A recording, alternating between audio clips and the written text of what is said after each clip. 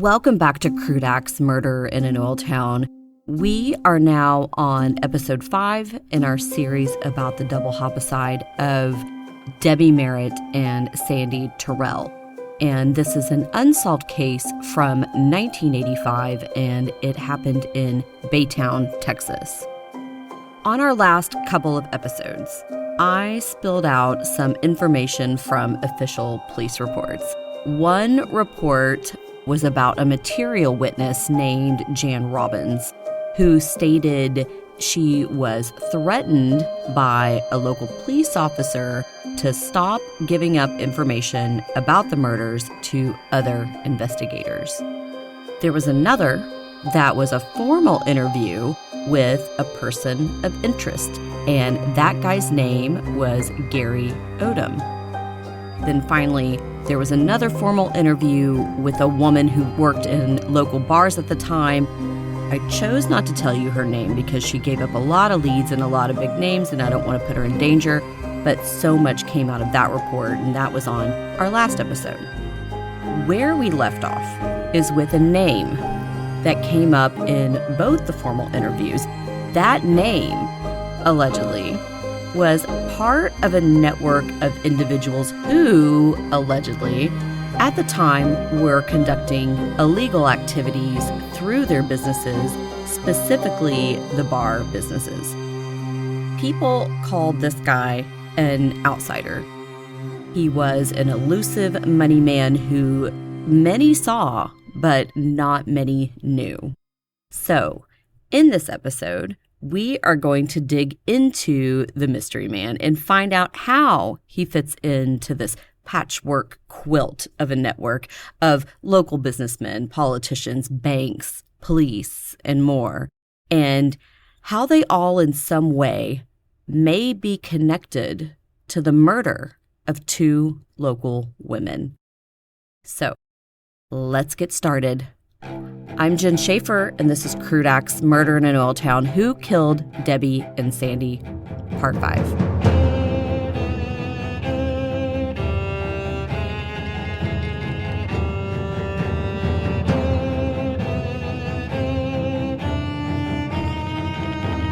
All right, as I mentioned on our last episode, we went over some reports that named names in a network of people who hung out together. They did business together and possibly conducted illegal activity together.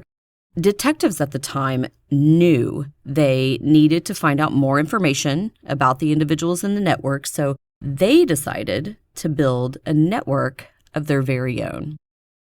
A network of informants.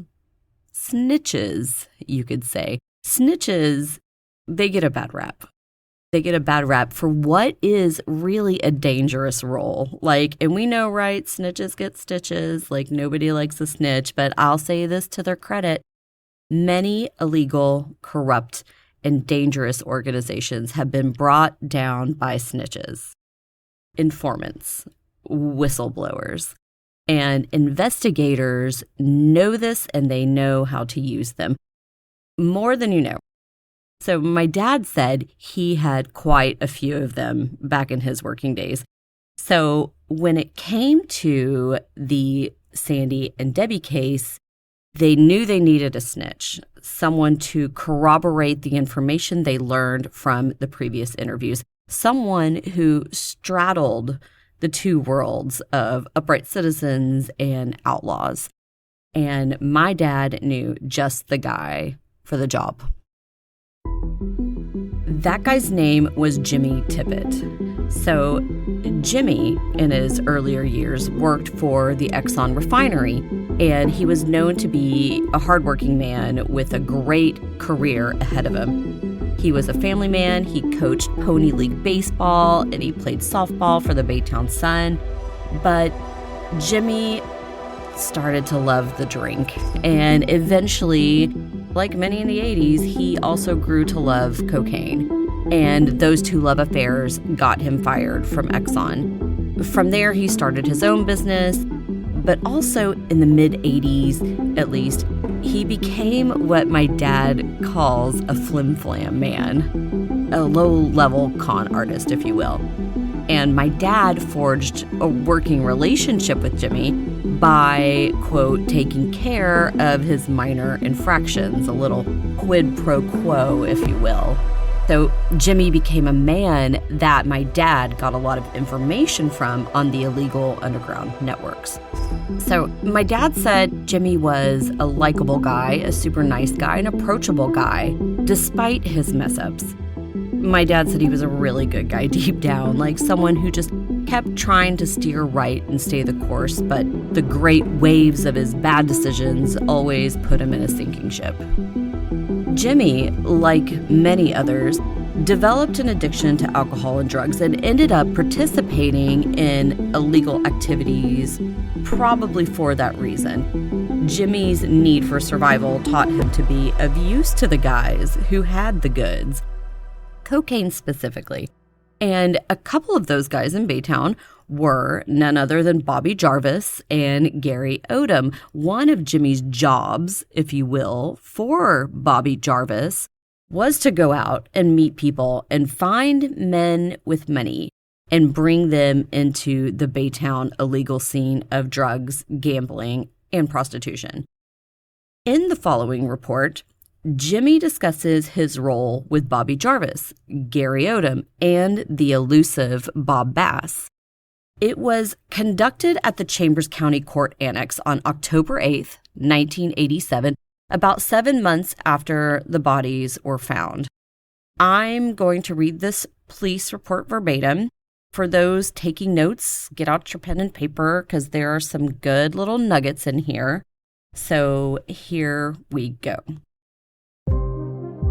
During the investigation of this case, a confidential source advised that Jimmy Tippit knew Robert Bass, Bobby Jarvis, and Gary Odom, as well as the 2 homicide victims.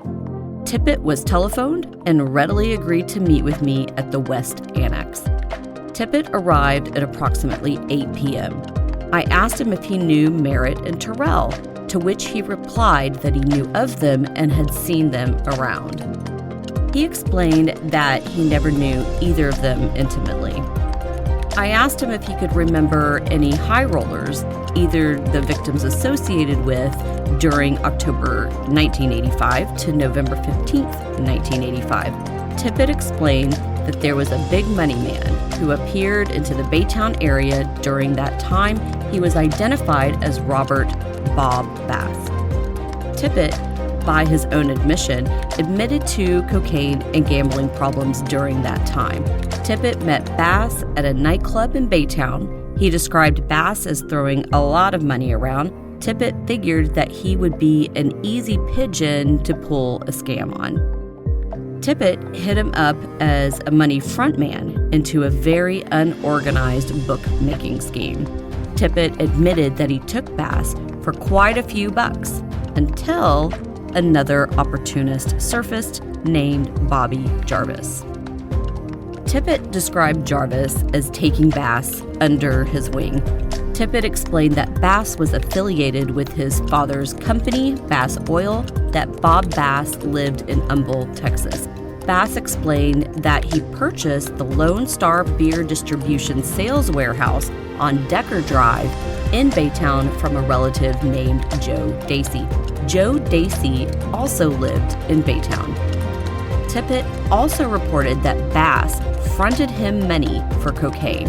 Bass became very closely associated with Jarvis and a friend of Jarvis's named Gary Odom. Tippit was present on numerous occasions when ounces of cocaine were delivered to Bass by Jarvis and Odom. The main supplier of the cocaine was Jarvis, and at times delivered through Odom. Odom told Bass that they would never get caught as he had protection. Odom was working at the Mine and Years nightclub in Baytown during this time. Tippit reported that he had personally seen Debbie Merritt and Bob Bass at the Lone Star Beer Warehouse office on more than one occasion. Bass at the time stated to Tippit, "If you ever need anyone bumped off, just let me know and I'll make a call." Then Bass went on to say that he was very upset with Jarvis and his bookmaking deal. Bass stated, "If I have to, I'll bring someone in to take care of him." Bass felt as if Jarvis was ripping him off a whole lot of money. Tippett described Bass as always carrying a leather briefcase that contained a lot of cash, around $10,000 or more. Also that Bass kept $30,000 to $40,000 in cash in his safe at the Lone Star warehouse.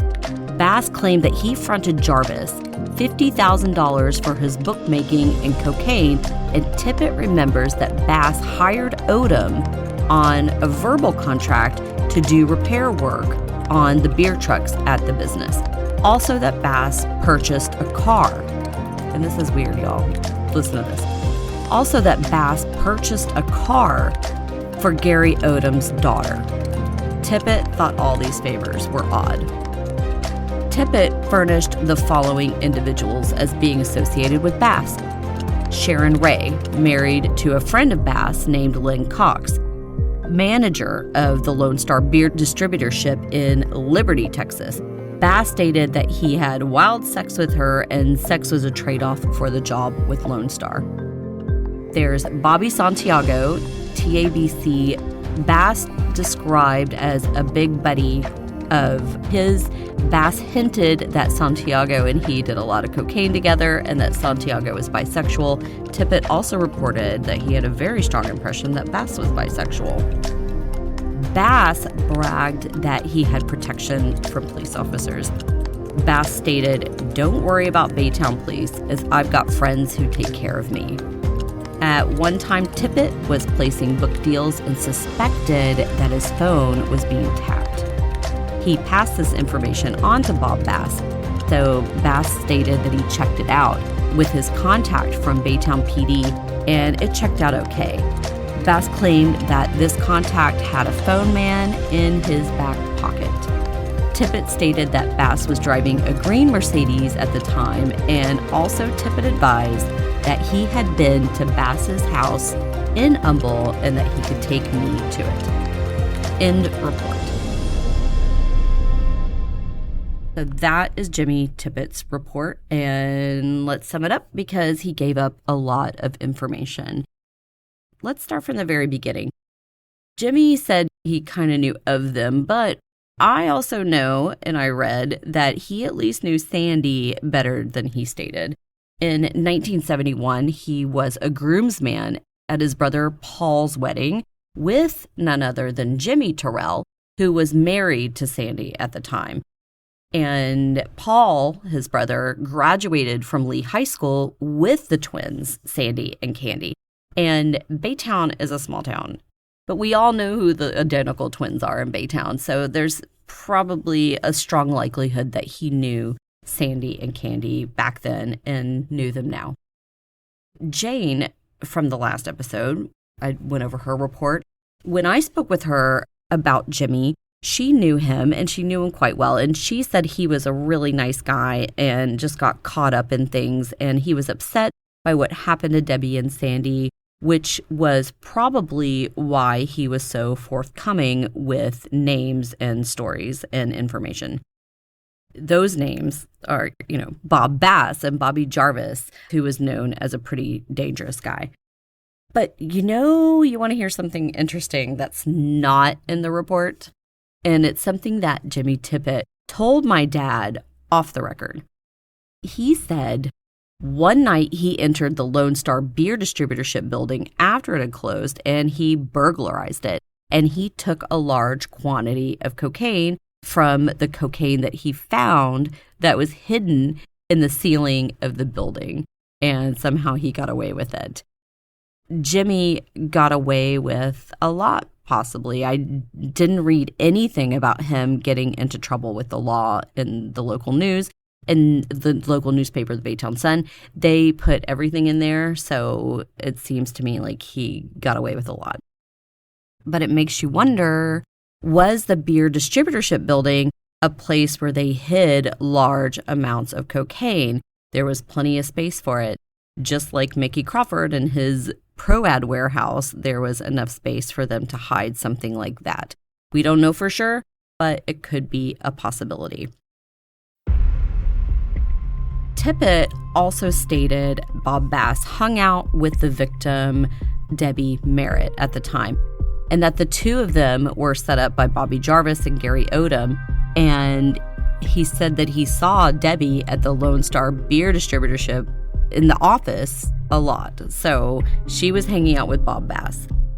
But the most troubling part of the report, to me at least, the thing that stood out, was that Jimmy said that Bob Bass bought Gary Odom's daughter a car.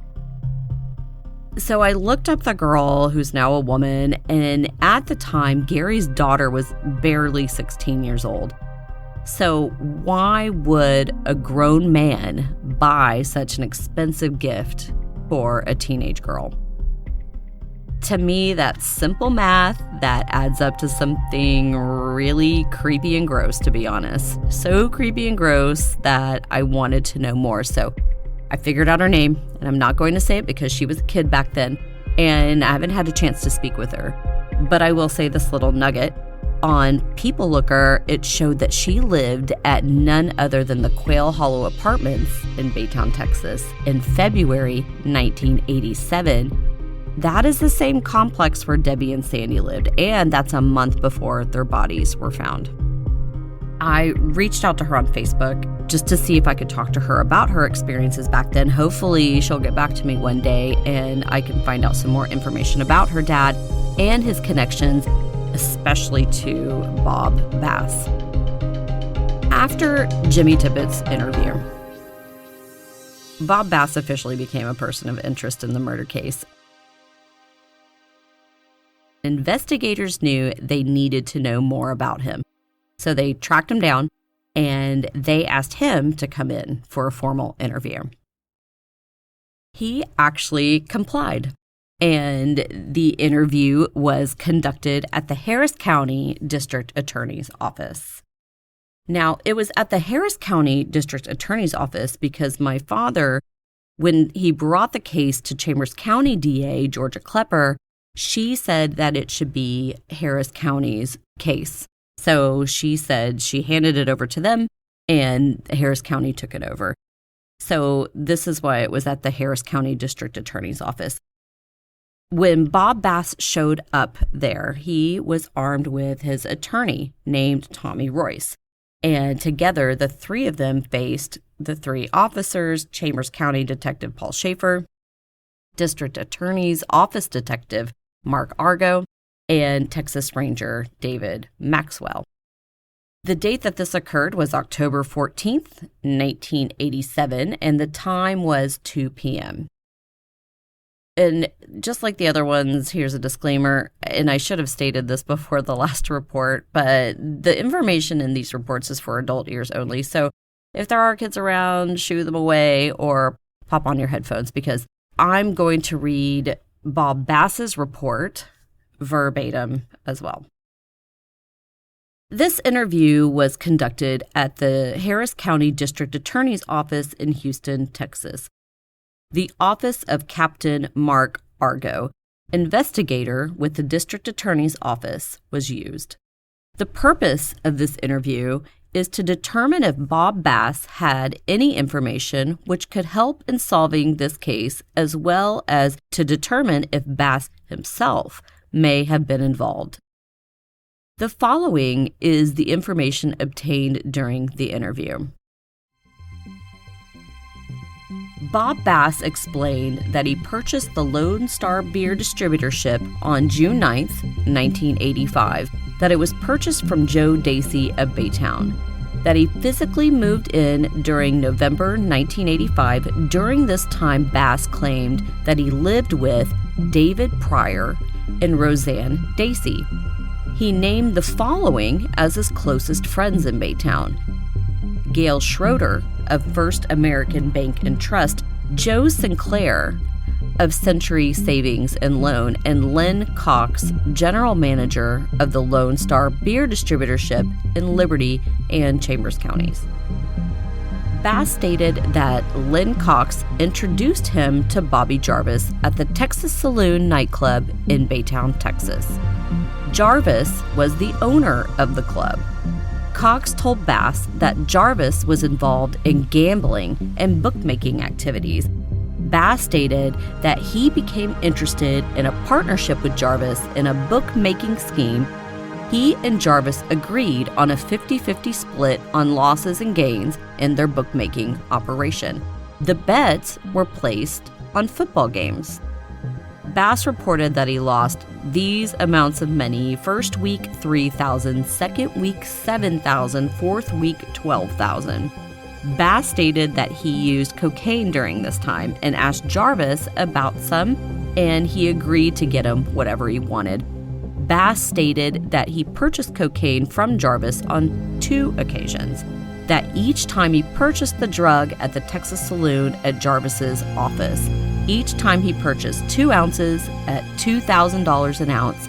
Bass described Gary Odom as a heavy user of cocaine. During his time in Baytown, Bass stated that he met a man named Bobby Santiago of TABC. Santiago became a friend of his and told him to stay away from Jarvis. Jarvis had introduced Bass to Gary Odom and asked him if Odom could do vehicle repairs on the Lone Star beer trucks. Bass stated that Odom and a friend named Red, quote unquote, were given a verbal contract to do the service and were paid $1,000 a month. Bass described Odom as a heavy cocaine user and a big-time partier. Jarvis told Bass that he had protection at the Baytown Police Department. Jarvis claimed that he could find out at any time what was going on investigation-wise concerning him or other associates. All he had to do was make a phone call to Bob Dabney or J.C. Deal. These are both police officers. Bob Dabney was the assistant chief. Bass was shown photographs of the 2 deceased females, Merritt and Terrell. He asked if he knew or had ever met either one or both. Bass stated he did not know or had ever seen either of the females. Bass was asked, "Do you have a helicopter?" And the answer was no. "Do you have an airplane?" Answer was no. "Do you have a green-colored Mercedes?" Answer was yes. The conversation went back to that of Gary Odom. Bass explained that during the early part of 1986, Odom asked him for $7,000 to buy meth. Bass stated that he gave him the money. The meth deal also involved Jarvis. Bass explained that he at one time called Jarvis at the Texas Saloon, and Jarvis stated, "Yeah, got caught trafficking drugs, huh? With $150,000 in the trunk of your car? Are you out yet? Did you get the money back? Oh, that's good. You know I called the judge." This confused Bob Bass when he was on the phone with him that he would say that. Later, Jarvis told Bass that he was just trying to impress Jim Gerace and Nick Listy. And if you remember these names from the last reports, go and refer to those. Just little disclaimers here and there. Also, Bass stated at one time Gary Odom brought over to his house a real ugly hooker and that he didn't screw her, but his cousin did. Bass stated that he sold the business in Baytown on July 6th, 1986, and left Baytown. Bass had nothing else to offer in regards to this interview, and the interview was terminated. End report. Just a reminder, Bob Bass gave up all that information with his attorney present, so there you go. So what I did with this report is what I did with Jane Doe's report on the last episode. I picked out the names and I researched them to see if I can find some connections and build out this network even more. I started with Gail Schroeder from First American Bank and Trust. In Open Corporates, Gail Schroeder has been tied to many businesses throughout the years, but during the years that pertain to the case between 1985 and 1988, Schroeder was linked to First American Bankshares Incorporated. Before my dad became a homicide investigator with Baytown PD, he was a deputy who worked extra jobs, and one of them was working security at a few banks around town. One of them was First American Bank and Trust. And he told me that the other security guys and all the security guys talked to each other, and they all noticed that the bank often issued loans out to shady people around town. People like Bobby Jarvis, for example.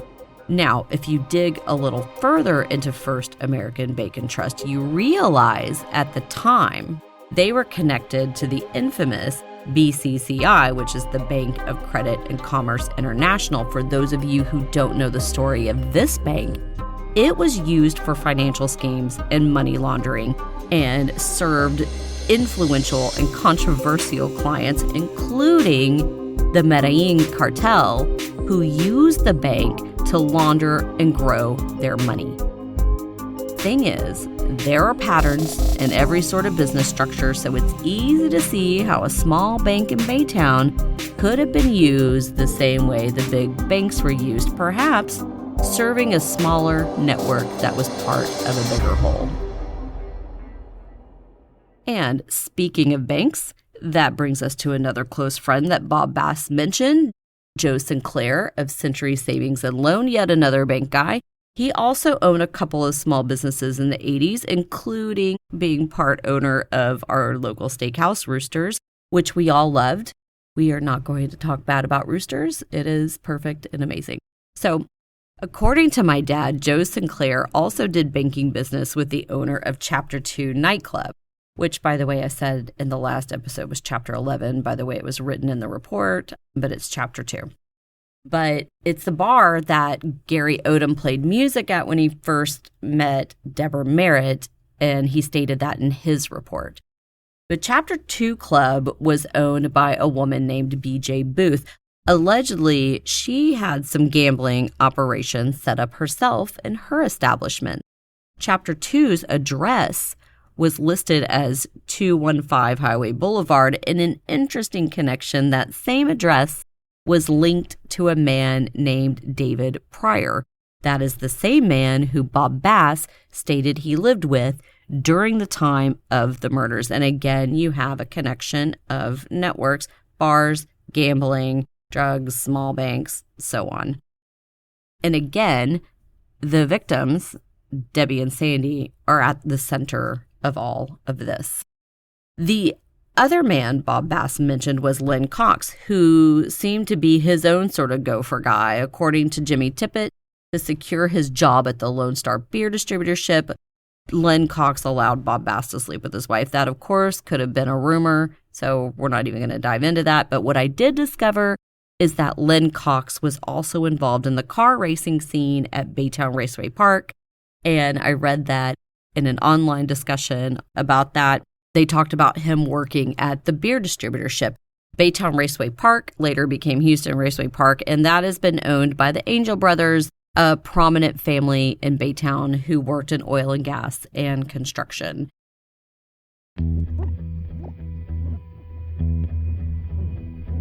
Listeners, do you find it interesting that Bob Bass left Baytown and sold his business, the Lone Star Beer Distributorship, only a year after buying it and less than a year after the women went missing? He named bank people as his primary associates, and in other reports, huge sums of money were mentioned in relation to Bob Bass and huge drug purchases. If you notice in all the reports, they all kept calling each other out as big-time cocaine users and having sex with prostitutes, saying that in police interviews. And I'm inclined to believe anything you tell the police is just the tip of the iceberg. So who is this guy, Bob Bass? Where did he come from? They all referred to him as the elusive money guy and that he came from out of nowhere. But here's the thing about him. Robert Bass was born May 1952 and is the son of Robert Sr. and Doralyn Bass from Baytown. His dad graduated from Robert E. Lee High School in 1955, and later he worked in oil and gas and made a good life for his family at Occidental Petroleum. The two of them had 4 kids. Bob had a brother named Jimmy, and they had 2 sisters. Bob and brother Jimmy lived in Tulsa for a stint, which is where Bob went to high school and college. And later in 1982, he ran for the District 2 County Commissioner seat of Tulsa on the Republican ticket, but he lost to Democrat Terry Young.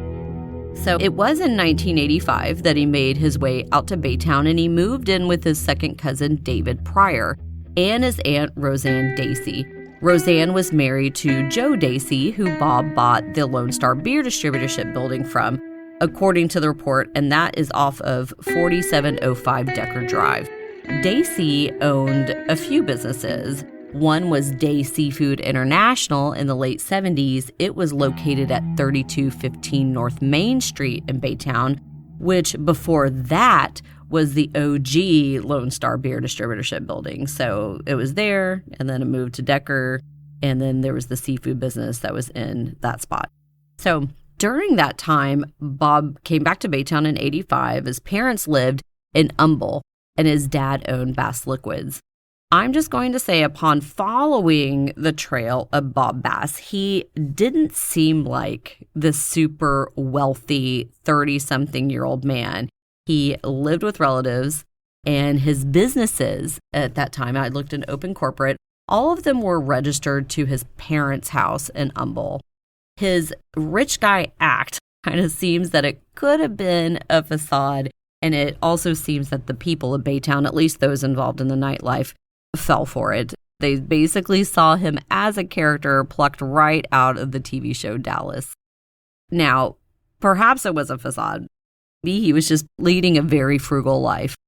Maybe he was putting on a facade. Maybe he was just a really slick salesman or even a con artist of some sort.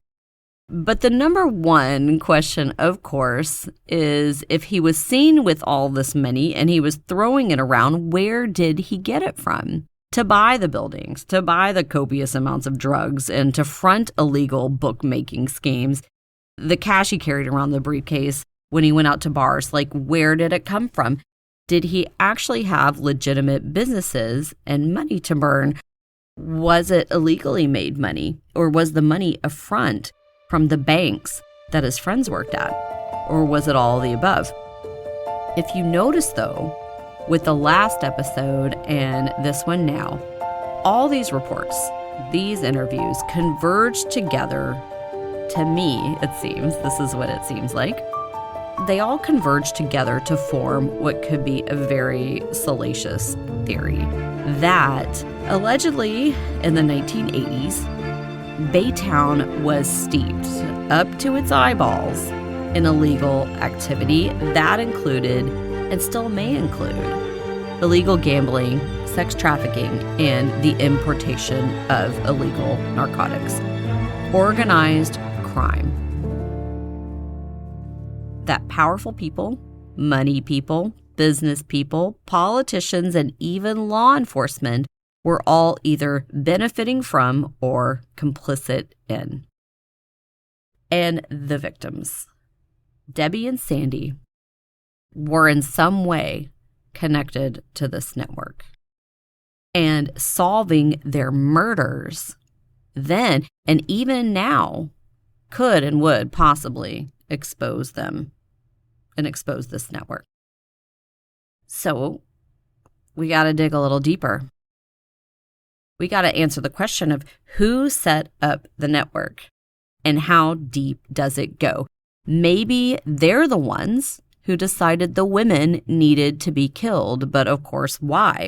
What did they do? What did they see or come to know? So who was running things back then? And how did these illegal industries take such a stronghold on this part of Texas, Baytown, Texas, Chambers County? How did it come to be that outlaws were running the show? Well, those questions we will go over in our next episode because we are out of time. For those answers, you'll have to tune in to episode 6, where we will continue our investigation and those questions will be answered. For now, I'm Jen Schaefer, and this is Crude Acts, Murder in an Old Town. Who Killed Debbie and Sandy? Russell Dunlap is the editor and sound coordinator. Amy Dunlap manages this thing, and the opening song is by Two Star Symphony. We are in the process of developing more content that will be exclusive to our subscribers. Some behind the scenes where we talk about the investigation and all my personal journeys with this. And it'll take place where we can all interact with one another. So stay tuned as we figure all that out, as well as social media stuff. Merch is also on the way. And for those of you who are already contributing with a paid subscription, we got you. You get a free shirt. So for those of you who would like to contribute, you can do it from our website, www.crudeacts.com. Again, thank you so much for tuning in. Please share, like, and just tune in for more. And we'll see you next time. Bye, y'all.